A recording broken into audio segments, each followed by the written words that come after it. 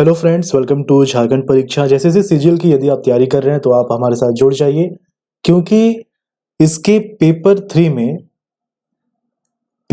Three में जो झारखंड का सेक्शन है उसके लिए हर तरह का स्टडी मटेरियल प्रोवाइड किया जा रहा है। साथ ही साथ बाकी के जो सेक्शंस हैं उसके लिए भी लेक्चर्स उपलब्ध कराए जा रहे हैं। ओके, और ये जो क्लास नोट्स है इसका पीडीएफ आपको टेलीग्राम में सेंड कर दिया जाएगा। आप टेलीग्राम को ज्वाइन कर लीजिए किसी भी पीडीएफ फाइल्स को डाउनलोड करने के लिए। ठीक है, तो हम लोगों ने स्टार्ट किया था झारखंड सामान्य अध्ययन से झारखंड हिस्ट्री के टॉपिक।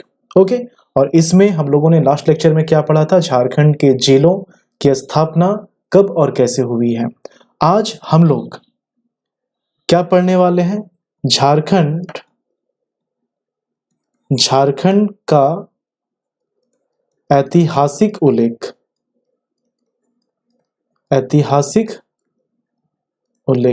ठीक है, ये सब किसी भी चीज को स्टार्ट करने से पहले, मतलब इसके बाद जो है हम लोग उत्तर वैदिक काल पढ़ेंगे। ठीक है, झारखंड की हिस्ट्री में उत्तर वैदिक काल पढ़ेंगे। तो यहाँ से क्या है कि तरह तरह के नाम आपको देखने को मिलेगा झारखंड के लिए जो यूज होता है। तो वो नाम कब यूज किया गया, कहाँ पर यूज किया गया, ये आपको पहले पता होना चाहिए। और यही कारण है कि झारखंड का जो ऐतिहासिक उल्लेख है, कब कहाँ किस नाम से चर्चा हुई है झारखंड के लिए, ये हम लोग पहले पढ़ेंगे उत्तर वैदिक काल को पढ़ने से पहले। ओके, एक्चुअली उत्तर वैदिक काल मैंने इसलिए कहा क्योंकि यहीं से स्टार्ट हो जाता है बौद्ध जैन, फिर यहाँ पर जो है असुरों का आगमन होता है, फिर मुंडाओं का आगमन होता है, उसके बाद नागवंश के लोग आते हैं। ठीक है, नागवंश की स्थापना होती है, किस तरह से स्थापना होती है, ये सभी हम लोग बिल्कुल ही सीक्वेंस वाइज पढ़ेंगे। ओके, ये हिस्ट्री का चैप्टर है और बाकी के जो चैप्टर्स हैं उसको भी कंप्लीट करवाए जा रहे हैं। तो एक कंप्लीट पैकेज आप समझ सकते हैं कि झारखंड के लिए तो कहीं से भी किसी तरह का क्वेश्चन पूछ लिया जाए आपसे छूटने वाला नहीं है। और बाकी के जो सेक्शन है उसके लिए भी जो है जो लेक्चर्स प्रोवाइड किए जा रहे हैं उसमें ज्यादातर जो है वो प्रीवियस ईयर क्वेश्चन है। और आपको पता होना चाहिए कि किसी भी एग्जामिनेशन के लिए यदि आप प्रीवियस ईयर क्वेश्चंस को कंप्लीट करके जाते हैं तो अच्छी खासी तैयारी आप करके जाते हैं। ओके, तो चलिए हम लोग आज के लेक्चर में झारखंड का ऐतिहासिक उल्लेख पढ़ेंगे। इसको आप ध्यान से समझिए और आपको ये पता होना चाहिए कि जैसे ही ये लेक्चर कंप्लीट होगा तो इसके बाद के लेक्चर में हम लोग इसके क्वेश्चंस देखते हैं। ओके, क्वेश्चन देखेंगे, मतलब कंसेप्ट के लेक्चर के बाद उस पर बेस्ड जितने भी ऑब्जेक्टिव क्वेश्चन बन सकते हैं वो हम लोग देखेंगे। ठीक है, चलिए देखिए, झारखंड की बात की जाए तो वैदिक काल से झारखंड की चर्चा होती है। ओके, आपको पता होगा कि आर्य लोग जब आए थे इंडिया के क्षेत्र में, ओके, तो यहाँ पर क्या है कि जो सप्त सिंधु प्रदेश है, सप्त सिंधु प्रदेश कहने का मतलब ये है कि ये जो है सतलज, ब्यास, रावी, चेनाब, झेलम। ठीक है, और इसमें आप ऐड कर दीजिए सिंधु और इसमें ऐड कर दीजिए सरस्वती। तो ये जो 7 नदियों का क्षेत्र है, ये जो 7 नदियों का क्षेत्र है, इसी को सप्त सिंधु प्रदेश बोलते हैं। और ये जो है पहला इलाका था जहां पर आर्यों ने, आप कह सकते हैं कि ये आर्यों के लिए गढ़ बन गया था। लेकिन समय बीतने के साथ साथ ये जो है भारत के अन्य जगहों में भी फैलने लगे और उसमें से एक जगह था झारखंड। ठीक है, तो झारखंड में भी इनका आगमन होता है आर्यों का, और फिर झारखंड की चर्चा जो है होने लगती है। जब लोग यहाँ पहुंचते हैं तो डेफिनेटली उस जगह की चर्चा की जाएगी। तो इस जगह की चर्चा किस तरह से होती है ये हम लोग जानेंगे। ओके, तो सबसे पहला जो उल्लेख मिलता है झारखंड का, जो साहित्यिक उल्लेख मिलता है, प्रथम साहित्यिक उल्लेख जो मिलता है झारखंड का, वो कहाँ मिलता है, वो मिलता है ऐत्रेय ब्राह्मण में। आपको पता होना चाहिए कि 4 वेद हैं, ऋग्वेद, ओके, ऋग्वेद, यजुर्वेद, सामवेद और अथर्ववेद। और अथर्ववेद। ठीक है, तो ऋग्वेद का जो ब्राह्मण ग्रंथ है, ऋग्वेद का जो ब्राह्मण ग्रंथ है, इसको बोलते हैं ऐत्रेय ब्राह्मण, ऐत्रेय ब्राह्मण। ओके, ऐत्रेय ब्राह्मण।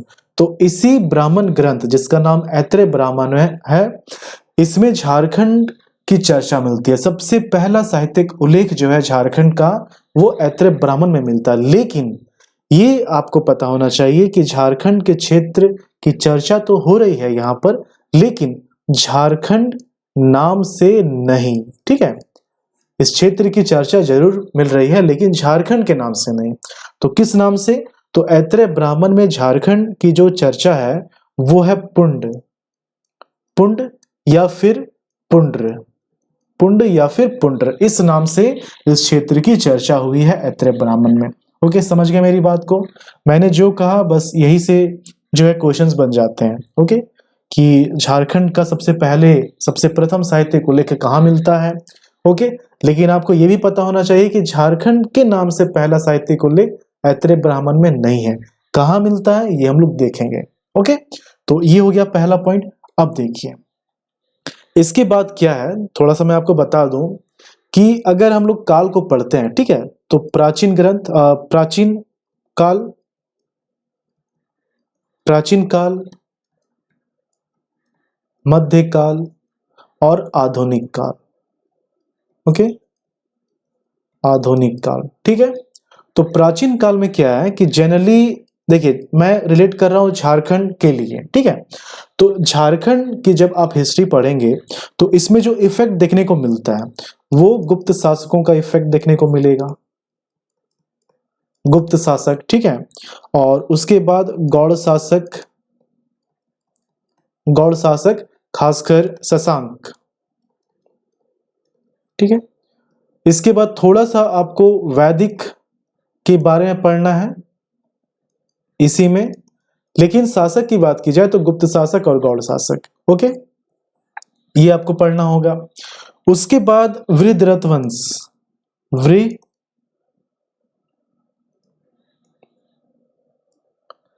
जो महाभारत का काल था, वृद्धरथ वंश, ये हो गया। तो इस तरह के जो है पढ़ने, लेकिन मेनली जो इफेक्ट हम लोग देखेंगे वो गुप्त शासक का और गौड़ शासक का देखेंगे, बाकी के जो है ये बहुत ही कम है। ठीक है, इसमें वैदिक काल में थोड़ा सा हम लोग असुर और मुंडा के बारे में पढ़ेंगे। ठीक है, तो इफेक्ट ये हो गया। मध्य काल में जनरली जो हम लोग पढ़ेंगे झारखंड के लिए वो पढ़ेंगे क्षेत्रीय राजवंश, वो पढ़ेंगे क्षेत्रीय राजवंश। मैं ये सब इसलिए बता रहा हूं क्योंकि अब एक तरह से आप समझिए कि हिस्ट्री की स्टार्टिंग हो गई है, तो हिस्ट्री का ये बेस बन रहा है क्योंकि यही सब चीज आगे यूज होगा। ओके, तो आगे बढ़ने से पहले ये सब कंसेप्ट्स क्लियर होने चाहिए और कहाँ कहाँ कौन सा नाम इस्तेमाल किया गया झारखंड के लिए ये भी आपको पता होना चाहिए, ताकि कभी भी बीच में अगर कोई वर्ड आता है झारखंड के लिए तो आपको कंफ्यूजन नहीं होना चाहिए कि ये कौन सा नया नाम आ गया। ओके, तो मध्यकाल में जनरली हम लोग पढ़ेंगे क्षेत्रीय राजवंश। ओके, इसमें जो है क्षेत्रीय राजवंश में नागवंशी, नागवंशी, फिर रामगढ़ के जो राजा थे, रामगढ़ के राजा, फिर खड़गडीहा, खड़गडीहा, रक्सेल,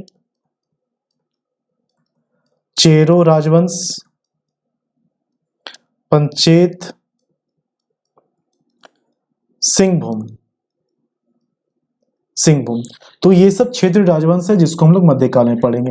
अब यही सब को जो है सेंट्रल लेवल में हम लोग जो जीएस पढ़ते हैं तो बस उन्हीं को इनसे रिलेट कर देना है। ओके, एक वो काम और इनका जो झारखंड में इफेक्ट रहा है मेनली वो हम लोग पढ़ेंगे। ठीक है, आधुनिक काल में जनरली ब्रिटिश जो है ब्रिटिशकों का पढ़ना होगा, हमें अंग्रेजों के बारे में पढ़ना होगा, तो ये आधुनिक काल में हो गया। अब आधुनिक काल में ब्रिटिश झारखंड को किस नाम से बुलाते थे ये भी जानना जरूरी है। ओके, मध्यकाल में किस नाम से बोला जाता था, ओके, प्राचीन काल में किस नाम से बोला जाता था, ये सभी हम लोग अभी देखने वाले हैं। ओके, तो जस्ट अभी नामकरण देखेंगे और इसके बाद का जो है जो इफेक्ट देखेंगे वो इसके बाद के लेक्चर में। ठीक है, चलिए, तो यहां पर देखिए झारखंड जो नाम है, झारखंड इस नाम का एक मतलब है, ये ऐसे ही नहीं पड़ा है। ओके, पहले तो वनांचल होने वाला था जब बीजेपी की सरकार थी और झारखंड जो है एक अलग राज्य बनने वाला था। तो पहला जो बिल भेजा गया था नए स्टेट के लिए बिहार विधानसभा में, वो वनांचल के नाम से भेजा गया था। ओके, तो वनांचल भी हो सकता था लेकिन वनांचल नहीं हुआ, झारखंड हुआ। तो इसका जो मतलब है वो क्यों है और क्यों पड़ा है, ये जानना जरूरी है। तो देखिए, झारखंड का जो क्षेत्र है इसमें बहुत आयत में वन है, ठीक है। तो झाड़ियों एवं वनों की बहुलता के कारण इसका जो नाम है ये झारखंड पड़ा है। ओके, ये हो गया झारखंड। कहीं कहीं आप एक और नाम देखेंगे झारखंड के लिए, और वो नाम है कर्कखंड। ठीक है। तो कर्कखंड किस लिए है? झारखंड का मतलब समझ में आ रहा है कि झाड़ियों एवं वनों की बहुलता के कारण इसका नाम झारखंड पड़ा। कर्कखंड किस लिए? तो कर्कखंड जो नाम पड़ा है, ये यहाँ पर जनजातियों की संख्या काफी ज्यादा है, बहुत से जनजाति पाए जाते हैं, तो इसलिए इसका नाम कर्कखंड है। तो हम कह सकते हैं कि जनजातियों की बहुलता के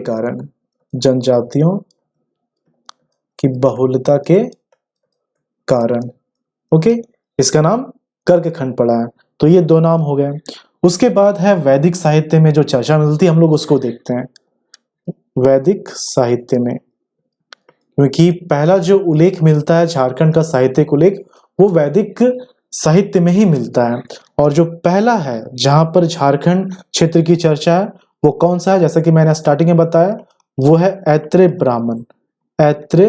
ब्राह्मण। ओके, जो कि ऋग्वेद का ब्राह्मण ग्रंथ है। और किस नाम से है? ये है पुंड या फिर पुंड्र। किस नाम से है? पुंड या फिर पुंड्र। ध्यान रहे, सबसे पहला साहित्यिक उल्लेख ऐत्रेय ब्राह्मण में, लेकिन झारखंड के नाम से नहीं है। ओके, और वैदिक साहित्य, बाकी के जो वैदिक साहित्य हैं, एक तो हो गया ऐत्रेय ब्राह्मण, उसके बाद ऋग्वेद और अथर्ववेद। ओके, अथर्ववेद। तो ऋग्वेद में क्या है? ऋग्वेद में किकाट नाम देशो अनाथ, इस नाम से इसका उल्लेख किया गया, इस क्षेत्र का उल्लेख किया गया। किस नाम से? किकाट नाम देशो अनार्थ। एक बार अभी आप देख लेंगे और जब क्वेश्चन लगेगा उस समय देख लेंगे, तो आप कभी इसको भूलने वाले नहीं है। कभी भी क्वेश्चन आता है तो तुरंत आप रिकॉल कर पाएंगे। ओके, ये हो गया ऋग्वेद। अथर्ववेद में व्रात्य के नाम से झारखंड के क्षेत्र का उल्लेख मिलता है। तो ये तो हो गया झारखंड का क्षेत्र। ओके, मैंने बताया यहां पर, देखिए, ये जो था, जब आर्य झारखंड में बसे थे, एक समय के बाद ये सभी क्षेत्र में जाने लगे। तो जब झारखंड के क्षेत्र में आर्यों का आगमन होता है, उसी समय ये ऐसा माना जाता है कि उसी समय असुरों का भी इस क्षेत्र में आगमन होता है। ओके, तो सबसे पहले जो जनजाति झारखंड में बसी है वो है असुर। तो वैदिक काल से ही असुरों का यहाँ पर आगमन हो गया था। ओके, तो असुर की चर्चा इसलिए वैदिक साहित्य में मिलती है। समझ गए आप? तो असुर जो है, असुर के बारे में जानना जरूरी है क्योंकि वैदिक काल से ही ये यहाँ पर है। तो वैदिक काल में, वैदिक साहित्य में किस जनजाति की चर्चा हुई है? ये है असुर। ओके, असुर। अब यहां पर देखिए, वैदिक साहित्य में ऋग्वेद जो है, ऋग्वेद, इसमें असुरों के लिए लिंग पूजक इसका इस्तेमाल किया गया है। और कहीं कहीं ऋग्वेद के ही सेक्शन में कहीं कहीं शिशुनों का देव। ओके, देखिए, ये सब जो आप पढ़ रहे हैं, इसके बाद कहीं से भी क्वेश्चन आपका छूटने वाला नहीं है झारखंड के लिए। डिटेल में बता रहा हूं मैं। ओके, ये सब करने के बाद जब ऑब्जेक्टिव क्वेश्चंस लगाए जाएंगे तो और भी ये जो है आपका मटेरियल, आपकी जो प्रिपरेशन है झारखंड के लिए, वो पूरी तरह से कंप्लीट हो जाएगा। तो लिंग पूजक और शिशुओं का देव, ये असुर के लिए जो है यूज किया गया है वैदिक साहित्य ऋग्वेद में। ओके, और असुरों के वीरता का वर्णन देखने को मिलता है। ठीक है, ये हो गया असुर। अब यहाँ पर देखिए, वैदिक साहित्य तो नहीं कह सकते हैं, लेकिन हाँ प्राचीन ग्रंथ आप कह सकते हैं। ओके, तो प्राचीन ग्रंथ में कुछ चीजें हैं, कुछ साहित्य हैं जहां पर मुंडाओं की भी चर्चा मिलती है। मुंडा हो गया, तो यहाँ पर क्या है कि मुंडा के लिए एक वर्ड यूज किया गया है, मुडाला। मुडाला ये जो है, ये टॉलमी के द्वारा इस्तेमाल किया गया है। टॉलमी के द्वारा मुडाला वर्ड का इस्तेमाल किया गया है मुंडा जनजातियों के लिए। ओके, कहीं कहीं जो है मुंडा के लिए मोनेडेस वर्ड का इस्तेमाल किया गया है, लेकिन ये जो वर्ड है ये इस्तेमाल किया गया है पिलनी के थ्रू। ओके, पिलनी के थ्रू, जिन्होंने हिस्ट्री नेचुरलिस्ट लिखा है। हिस्ट्री नेचुरलिस्ट, तो इसमें जो है मुंडाओं की चर्चा मिलती है किस नाम से, मोनेडेस, प्लिनी के थ्रू, जबकि टॉलमी ने मुंडाओं की चर्चा मुडाला नाम से की है। ओके, यहाँ पर सबर जनजाति की भी चर्चा है। सबर जनजाति की भी चर्चा है। सबर के लिए जो है एक वर्ड इस्तेमाल किया गया है, शत्रुराई। शत्रुराई, और कहीं कहीं सुवरी का इस्तेमाल किया गया है। ये जो शत्रुराय है, ये वर्ड इस्तेमाल किया है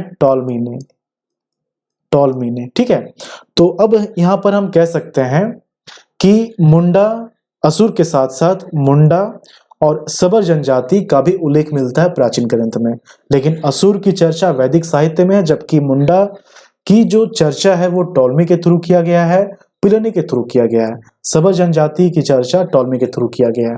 अब यहाँ पर एक और है ग्रंथ, इसका नाम है पाटलिपुत्रिस। ठीक है, जो कि पाटलिपुत्र के लिए था। पाटलिपुत्रिस। ठीक है, ये जो है पाटलिपुत्र मतलब आज का जो पटना है उसके लिए। तो इसमें क्या है, इसमें ये जो वर्ड हुआ है पाटलिपुत्र के लिए, ठीक है, ग्रंथ नहीं है, सॉरी, ये पाटलिपुत्र के लिए ये वर्ड यूज हुआ है पिलनी के थ्रू। ओके, पाटलिपुत्रिस, तो पाटलिपुत्रिस में ही जो साउथ का हिस्सा था ये झारखंड था। ये पिलनी के थ्रू कहा गया है, किसमें, हिस्ट्री नेचुरलिस्ट में। ओके, तो ये सब हो गया। ठीक, अब आगे बढ़ते हैं हम लोग। आगे क्या है कि कुछ ग्रंथ हैं जिसमें झारखंड की चर्चा है, उसे आप देखिए। कुछ वर्ड्स आपको एक जैसे लगेंगे, लेकिन 2-3 बार पढ़ने पर आपको समझ में आ जाएगा कि क्या क्या डिफरेंस है। जैसा पहले बताया गया, ऐत्रेय ब्राह्मण पहला उल्लेख, पहला साहित्यिक उल्लेख। ठीक है, उसके बाद ऋग्वेद, फिर अथर्ववेद, वायु पुराण,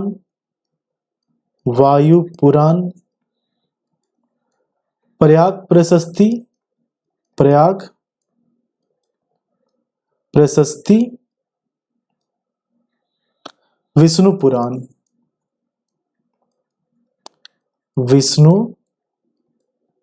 पुराण। ये सब में देख लेते हैं कहाँ कौन सी चर्चा हुई है। ऐत्रेय ब्राह्मण, इसमें झारखंड के क्षेत्र का उल्लेख किस नाम से किया गया है, पुंड नाम से किया गया है। ओके, पुंड या फिर पुंड्र। ठीक है, ऋग्वेद में झारखंड की जो चर्चा है वो किकाट नाम देशो अनार्थ। अथर्ववेद में झारखंड की जो चर्चा है झारखंड के क्षेत्र की, वो है व्रात्य। उसके बाद ये तीनों नाम आप देखिए, वायु पुराण, प्रयाग प्रशस्ति और विष्णु पुराण, थोड़ा डिफरेंस है। वायु पुराण में जो नाम है वो है मुरंड। ठीक है। प्रयाग प्रशस्ति जो कि समुद्रगुप्त के लिए है, जिसको लिखा है हरिसेन ने, तो प्रयाग प्रशस्ति में मुरुंड और विष्णु पुराण में मुंड।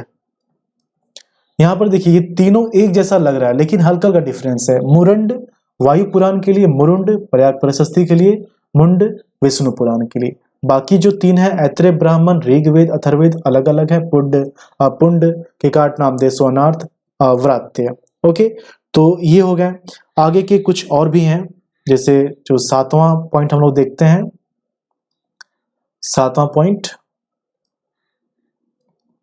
भागवत पुराण।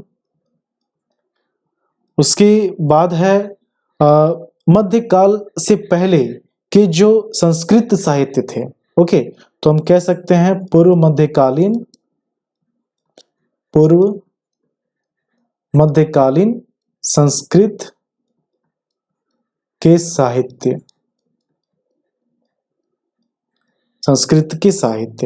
ओके, तो यहां पर कौन कौन सी चर्चा है झारखंड के लिए? तो भागवत पुराण में किक्कट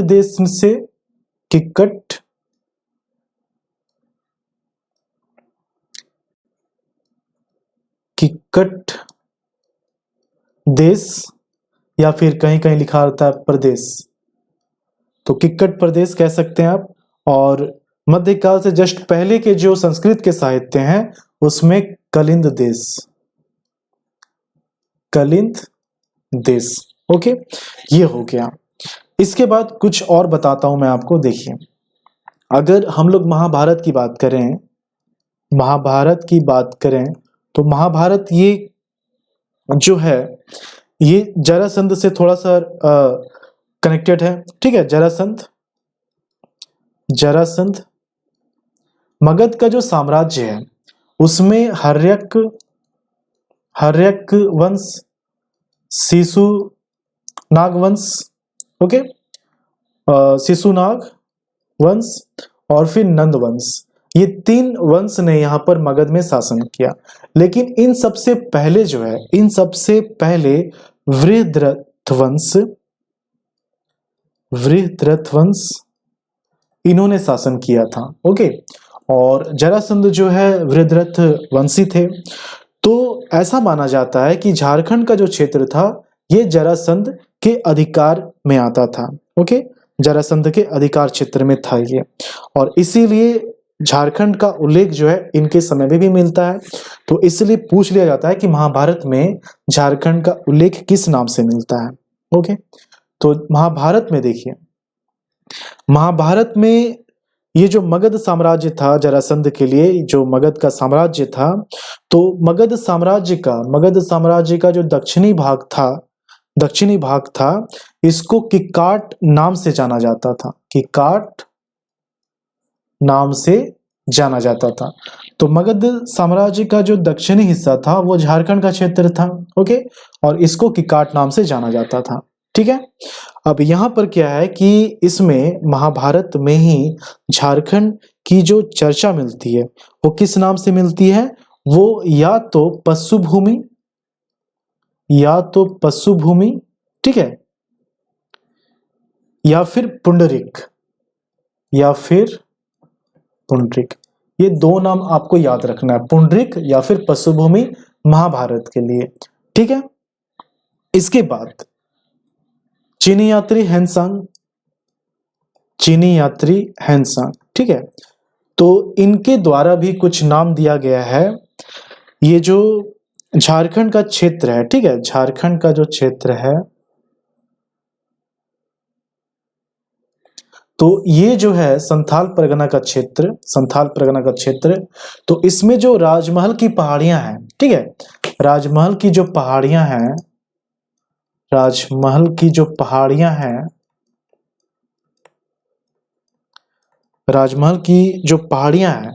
इनको जो है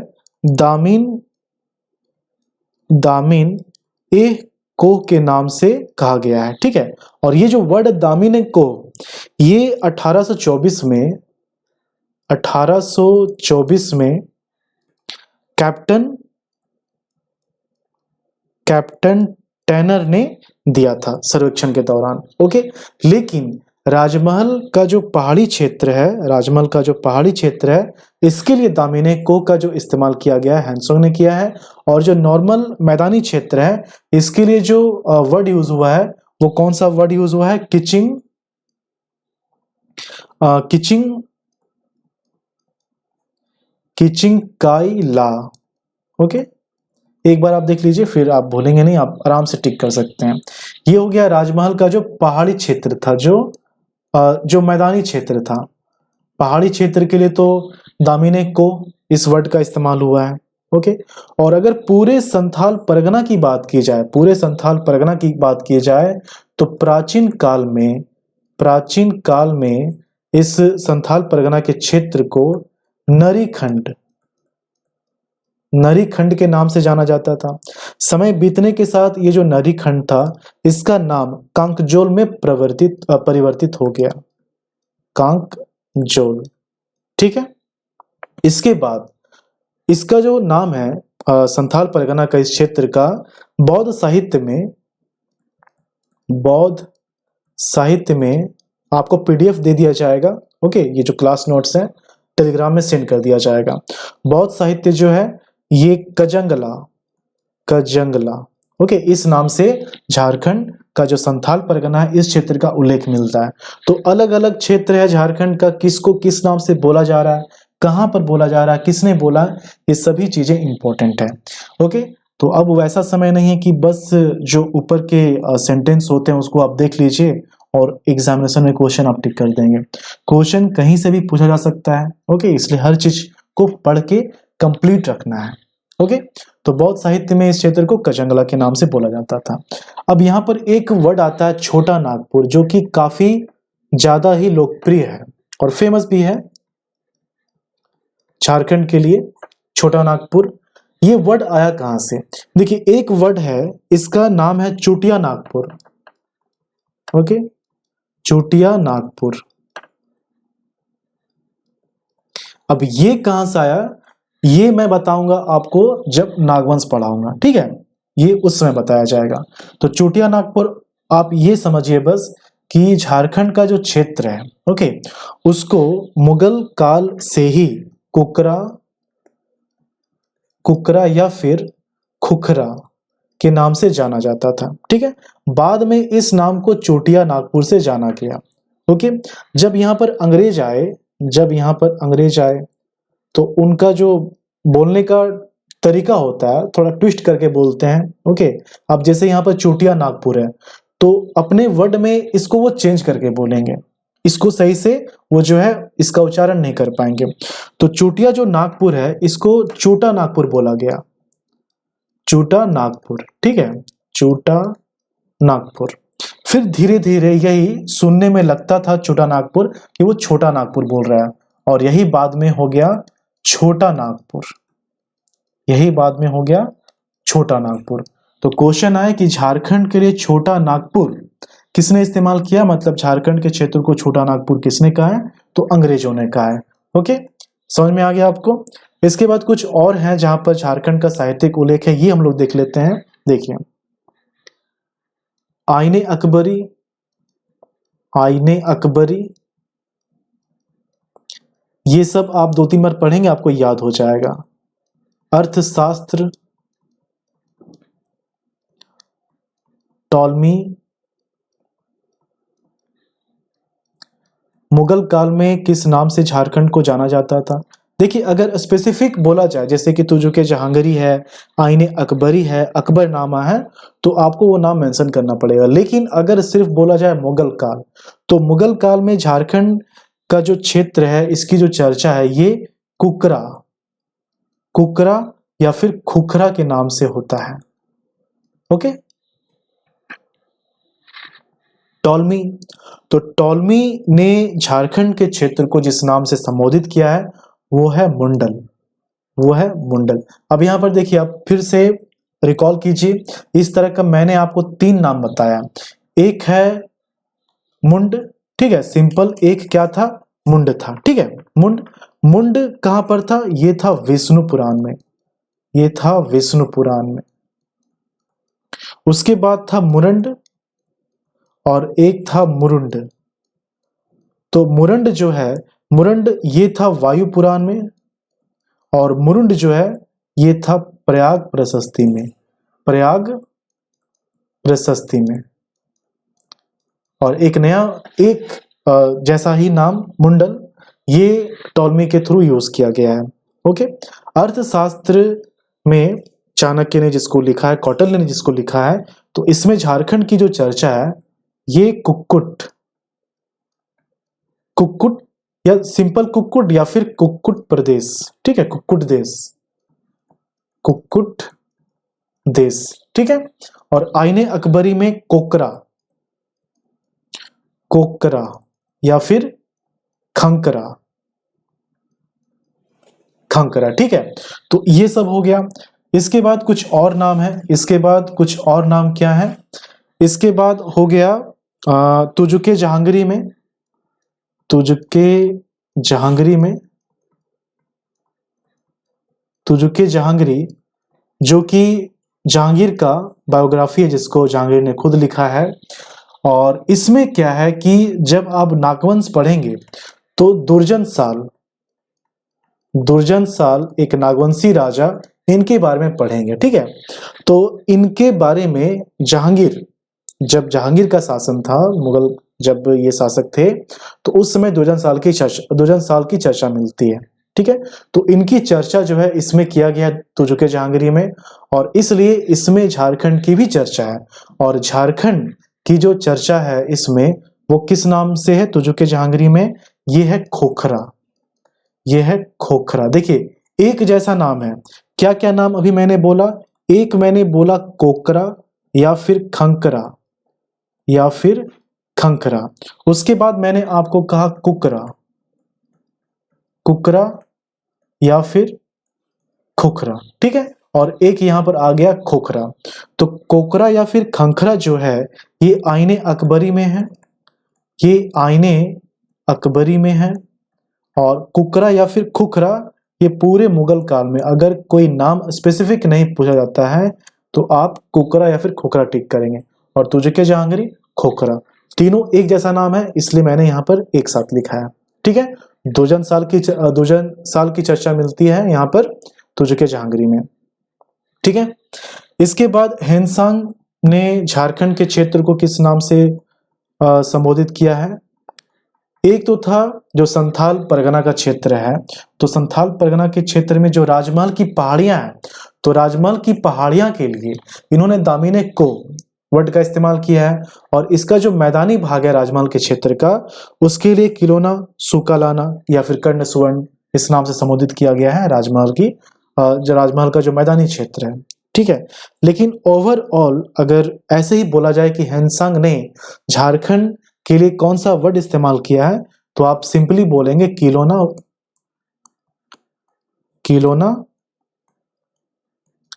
सुकालाना या फिर कर्ण स्वर्ण, कर्ण स्वर्ण, ठीक है। दामिने को टिक नहीं करना है, ये हो गया।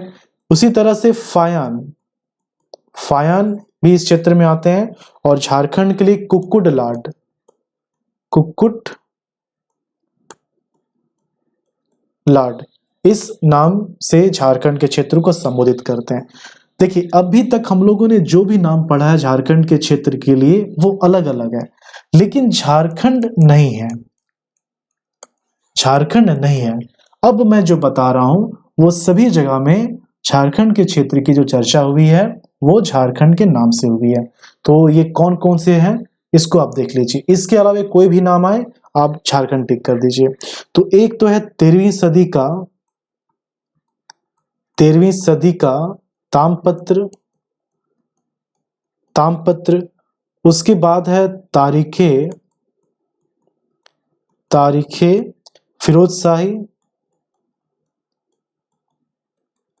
जब हम लोग हिस्ट्री पढ़ेंगे तो सबसे ये रिलेट करके बताया जाएगा। ओके, अभी जस्ट नाम देखना है तो डिटेल में हम लोग ज़्यादा नहीं जाएंगे वरना फिर कंफ्यूजन हो जाएगा। फिर है